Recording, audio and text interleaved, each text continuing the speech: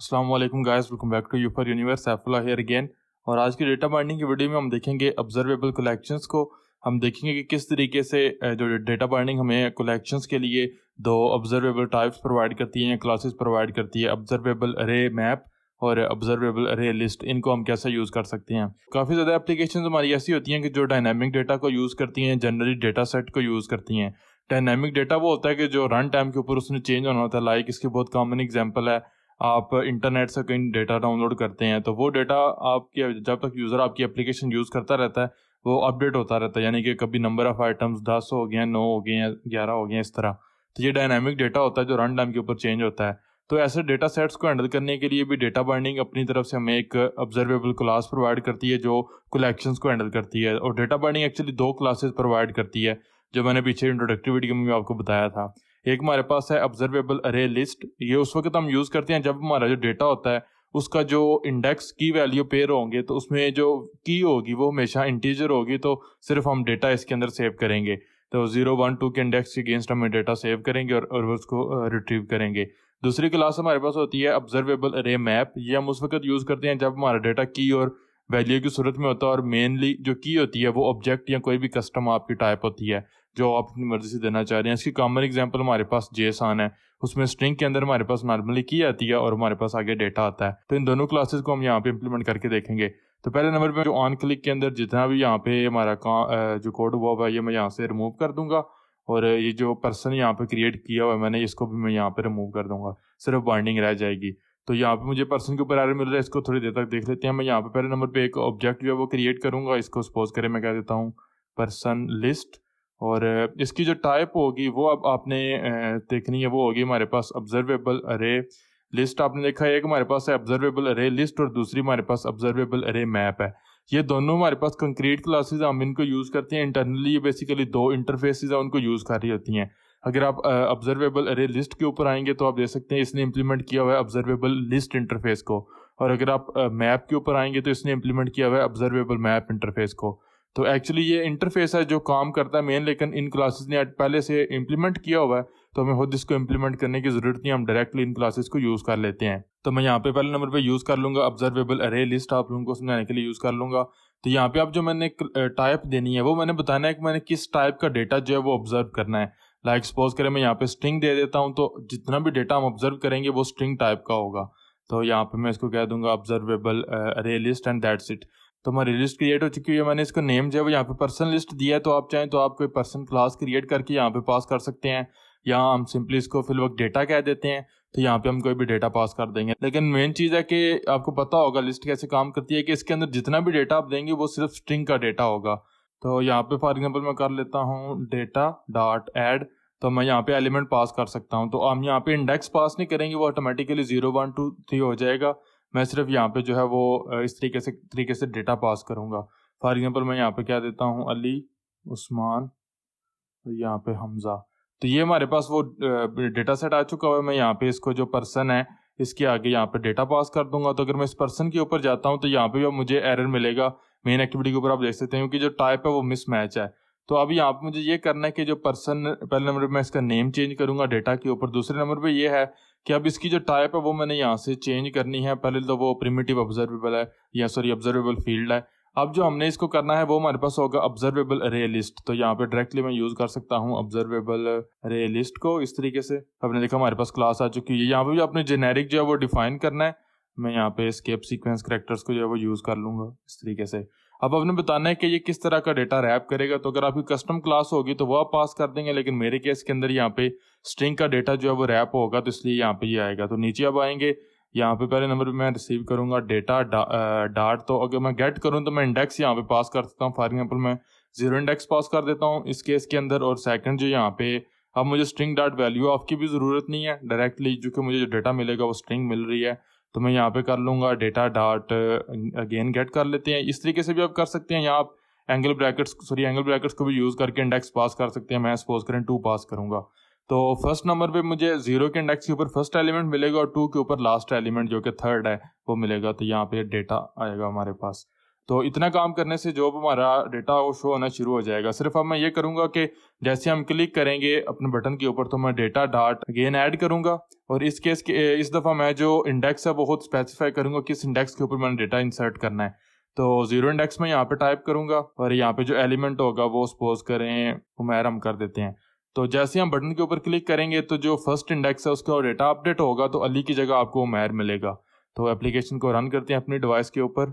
तो ये छोटी वीडियो होगी, सिंपल कंसेप्ट है, लेकिन इसलिए मैंने सेपरेट वीडियो में रखा है कि आपको पता हो कि ये ऑप्शंस अवेलेबल हैं, और मे भी आपका कोई यूज़ केस ऐसा हो कि जो थोड़ा सिंपल हो और आपका ये जो काम है वो सिर्फ इन ऑब्जर्वेबल क्लासेस की वजह से हल हो जाए। तो हमारी एप्लीकेशन रन हो रही है और आपने देखा जो डिफ़ॉल्ट डेटा है वो हमें मिल रहा है अली और हमज़ा, और उस आपने देखा उस्मान हमें नहीं मिला, तो हमने यहाँ पे उस्मान ऐड किया हुआ है इसलिए कि हमने जो लेआउट के ऊपर जो जिन इंडेक्स के ऊपर डेटा को गेट किया वो है 0 इंडेक्स और सेकंड इंडेक्स। तो 0 के ऊपर ये वाला एलिमेंट मिल रहा है और सेकंड के ऊपर एक्चुअली हमें ये वाला एलिमेंट मिल रहा है 0, 1 और 2 जो लास्ट एलिमेंट है। तो आपने देखा जैसे मैंने क्लिक किया तो मुझे उमैर और उस्मान भी मिलना शुरू हो गया, इसलिए कि हुआ ये है कि जो हमारा 0 इंडेक्स के ऊपर डेटा था वो अब आगे शिफ्ट हो गया 1 के ऊपर, 1 वाला 2 के ऊपर, 2 वाला 3 के ऊपर, और 0 इंडेक्स के ऊपर न्यू डेटा हमारा उमैर जो है वो इंसर्ट हो चुका हुआ है। तो इसलिए हम लेआउट के ऊपर कौन सा डेटा जो है वो ऑब्जर्व कर रहे हैं जिसको हमने गेट किया हुआ है वो हमारे पास है 0 इंडेक्स और सेकंड इंडेक्स।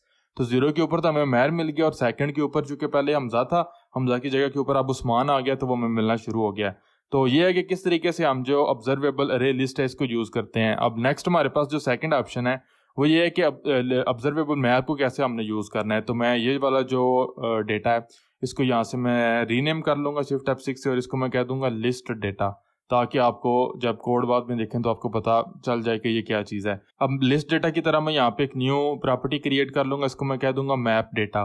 तो इसकी जो टाइप होगी वो ऑब्जर्वेबल अरे मैप होगी। तो इसको भी आपने देखा दो जेनेरिक वैल्यू हमने पास करनी है।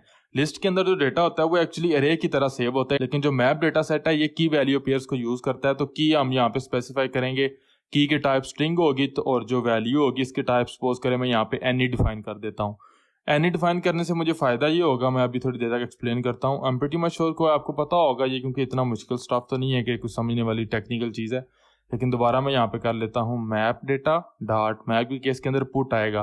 की तो हमेशा आपने स्ट्रिंग देनी है, तो मैं स्ट्रिंग जो वो नेम दूंगा और यहाँ पे जो वैल्यू है वो अली डिफाइन करूँगा।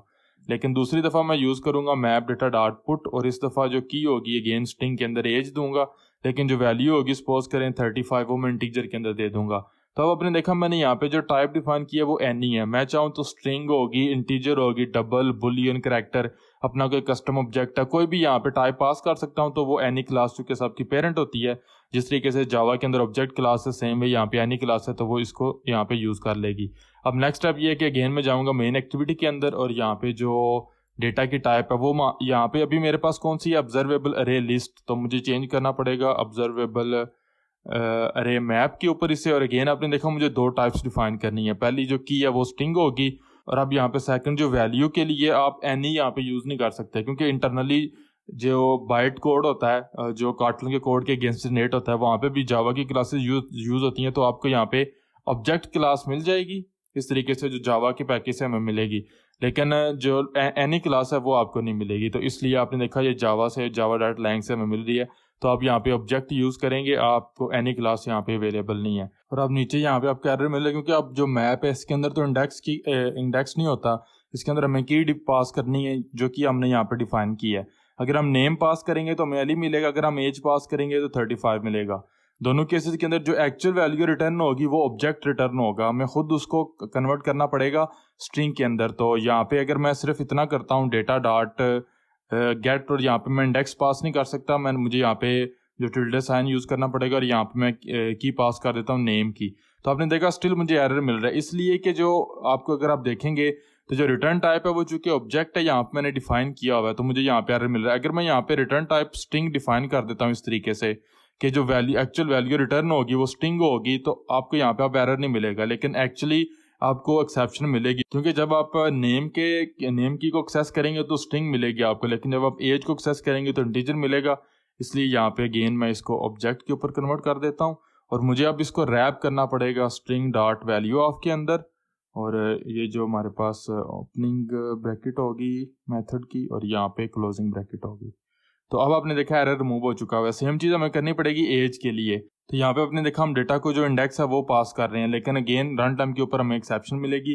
तो मैं इसको भी यहाँ से जो है वो डॉट गेट के ऊपर कन्वर्ट करूँगा। आप एक्चुअली इस तरीके से जो की है वो पास कर सकते हैं, यानी कि की पास ही नहीं कर सकते। मैं आपको बता देता हूँ ऐसे, और यहाँ पे एज आ जाएगा। लेकिन अगेन जो एक्चुअल वैल्यू इस केस के अगेंस्ट रिटर्न होगी वो कौन सी होगी, इंटीजर। तो मुझे अगेन उसको कन्वर्ट करना पड़ेगा स्ट्रिंग डॉट वैल्यू ऑफ के अंदर, और यहाँ पे जो है वो मुझे उसको इस तरीके से रैप करना पड़ेगा। तो अब अगर मैं जाऊँगा मेन एक्टिविटी के ऊपर, तो यहाँ पे सिर्फ मैंने डेटा को अगेन बाइंड करवाना है मैप डेटा के साथ।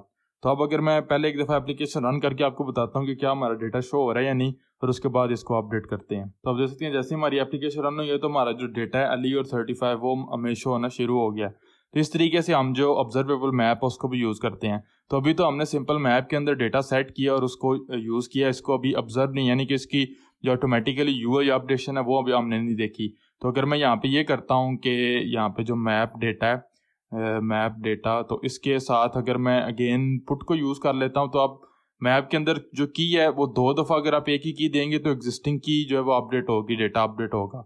तो सपोज करें मैं नेम के केस के अंदर जो वैल्यू है वो उस्मान दे देता हूँ, उस्मान, और इसी को डुप्लीकेट कर लें और यहाँ पे एज यूज़ कर लें और यहाँ पे वैल्यू दे दें, सपोज करें 45। तो अब अगर आप दोबारा एप्लीकेशन रन करते हैं तो आप देखेंगे जैसे हम बटन के ऊपर क्लिक करेंगे तो इन कीज़ के अगेंस्ट डेटा अपडेट होगा, तो वो ऑटोमेटिकली यूआई भी अपडेट हो जाएगी क्योंकि हम इन कीज़ को वहाँ पे ऑब्जर्व कर रहे हैं। तो आप देख सकते हैं हमारे पास इनिशियल डेटा शो हो रहा है। अगर मैं क्लिक करूँगा बटन के ऊपर तो आपने देखा उस्मान और 45 मुझे अपडेशन जो न्यू डेटा वो शो होना शुरू हो गया। तो ये गाइस किस तरीके से हम डेटा पढ़ने के अंदर ऑब्जर्वेबल कलेक्शंस को यूज़ करते हैं। इनके रिलेटेड एक इंपॉर्टेंट चीज़ है कि यहाँ पे अभी हमने सिर्फ डेटा को ऐड किया। अगर आप डेटा रिमूव करेंगे फिर भी आपको यहाँ पे जो अपडेशन है वो मिलेगी। लाइक अगर मैं यहाँ पे मैप डॉट रिमूव करता हूँ और यहाँ पे मैं की पास कर देता हूँ नेम की, तो जो नेम की है उसके अगेंस्ट जो डेटा वो डिलीट हो जाएगा। अब हम देखते हैं कि इस केस के अंदर हमारा जो यूआई है वो किस तरीके से बिहेव करेगी, क्योंकि जो पिछले वीडियोस के अंदर हमने देखा था प्रिमिटिव ऑब्जर्वेबल्स या ऑब्जर्वेबल फील्ड्स, वो तो सिर्फ जैसे ही चेंज होती थी वैल्यू उसके अगेंस्ट हमें जो अपडेशन है वो देते थे। एक ही अपडेट का मेथड था, लेकिन इन कलेक्शंस के रिलेटेड जो है वो डिफरेंट मेथड्स हैं। अगर मैं क्लिक करता हूँ बटन के ऊपर तो आपने देखा जो चूंकि मेरे पास ऑब्जेक्ट टाइप थी नेम की के अगेंस्ट, तो वो मुझे नल शो होना शुरू हो गया है। इसी तरीके से अगर आप जो की रिमूव करेंगे वो अगर आपकी एज होगी तो आपको जो वैल्यू शो होना शुरू हो जाएगी वो 0 होगी, क्योंकि ये डेटा बाइंडिंग इंटरनली नल चेक कर परफॉर्म करती है। तो अगर ऑब्जेक्ट टाइप्स हों तो वो नल उसके लिए देती है और अगर वो इंटीजर होंगे तो वो 0 देगी। तो आप देख सकते हैं सॉरी इसने यहाँ पे भी नल देना शुरू कर दिया। हाँ जी, इसलिए क्योंकि हम जो वैल्यू यहाँ से रिटर्न कर रहे हैं वो ऑब्जेक्ट है, इसलिए यहाँ पे नल मिला और उसने नल शो करवाना शुरू कर दिया। अगर आप इंटीजर रिटर्न करेंगे और इसको रिमूव करेंगे तो आपको 0 शो होना शुरू हो जाएगा, और अगर आप बुलियन रिटर्न कर रहे हैं और उसको रिमूव करेंगे तो उसकी डिफ़ॉल्ट वैल्यू फॉल्स शो होगी। तो आई थिंक सो आपको सारी चीज़ों की समझ आ चुकी होगी। मैंने जो इंट्रोडक्टिव वीडियो थी ऑब्जर्वेबल्स की उसके अंदर भी बताया था, यहाँ पे दोबारा वही स्लाइड्स देख सकते हैं। अगर ऑब्जर्वेबल अरे लिस्ट होगी तो इसके लिए जो इवेंट्स हैंडल होंगे जिनके अगेंस्ट में हमारी यूआई अपडेट होगी वो होगी अगर आप कोई रेंज इंसर्ट करते हैं, कोई एलिमेंट रिमूव करते हैं, डिलीट करते हैं या उसको उसकी पोजीशन से मूव करते हैं। तो ये दोनों हमने अभी देखे हैं कि अगर कोई एलिमेंट हम इंसर्ट करते हैं या कोई मूव होता है तो हमें अपडेशन मिलती है। सेकंड हमारे पास अरे मैप था, इसके लिए भी हमने देखा कि कोई एलिमेंट आप इंसर्ट करते हैं, अपडेट करते हैं, डिलीट करते हैं, दोनों केसेस के अंदर आपको जो अपडेशन है वो मिलती है। तो ये चीज़ भी अभी हमने देखी है। तो आई थिंक सो गाइस आपको सारी चीज़ों की समझ आ चुकी होगी। मिलूंगा आप लोगों से नेक्स्ट वीडियो के अंदर जिसमें हम देखेंगे कि किस तरीके से अपना एक कस्टम जो ऑब्जर्वेबल क्लास है वो क्रिएट करते हैं। कह लें कि बेस ऑब्जर्वेबल क्लास को कैसे एक्सटेंड करके एक कस्टम ऑब्जर्वेबल क्लास क्रिएट करते हैं और उसको यूज़ करते हैं, और वो इंपॉर्टेंट और 99% ऑफ द केसेस आप उस क्लास को ही मेनली या इस कंसेप्ट को ही मेनली यूज़ करेंगे। अगेन जो मैंने लास्ट वीडियो के अंदर प्रिमिटिव ऑब्जर्वेबल्स और इस वीडियो में जो आपको काम बताया ऑब्जर्वेबल कलेक्शंस का, ये सिर्फ इसलिए बताया कि आपको पता हो कि आप ऐसा भी कर सकते हैं, ये ऑप्शंस अवेलेबल हैं। अगेन बता रहा हूँ कि जो मेन काम होगा यहाँ जो रियल वर्ल्ड सिनेरियो में जो ज़्यादातर सिनेरियोज आपको पेश आएंगे या ज़्यादातर सिनेरियो में जो आप कोड करेंगे वो नेक्स्ट वीडियो वाली जो टेक्निक होगी कि बेस ऑब्जर्वेबल क्लास को यूज़ करते हुए अपने कस्टम ऑब्जर्वेबल्स क्रिएट करना, वो आप यूज़ करेंगे। तो मेक श्योर कर लें कि आप चैनल को सब्सक्राइब करें और बेल आइकन को दबाएं ताकि आप आने वाली लेटेस्ट वीडियोस को मिस ना कर सकें। वीडियो अगर हेल्पफुल लगी हो, अच्छी लगी हो तो प्लीज़ लाइक कीजिएगा। मिलूंगा आप लोगों से नेक्स्ट वीडियोज़ के अंदर। टेक केयर, अल्लाह हाफिज़।